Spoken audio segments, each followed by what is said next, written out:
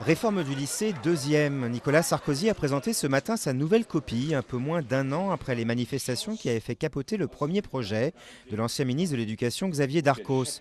Cette fois-ci, plus question d'une réforme globale, mais plutôt de revoir en profondeur le système des filières. Nous allons, j'emploie un mot fort, casser. Mais casser une bonne fois pour toutes cette hiérarchie implicite des voies et des séries qui mine le lycée républicain.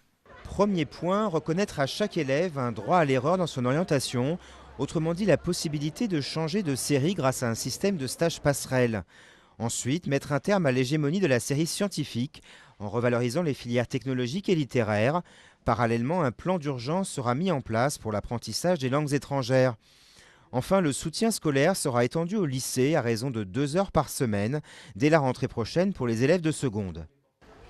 Des mesures accueillies avec prudence par les syndicats lycéens et enseignants qui s'inquiètent vu qu'aucune embauche n'est prévue du manque de moyens de cette réforme. On a la peur véritable qu'elle sera uniquement cosmétique et purement consensuelle pour finalement éteindre le feu qui est né l'année dernière.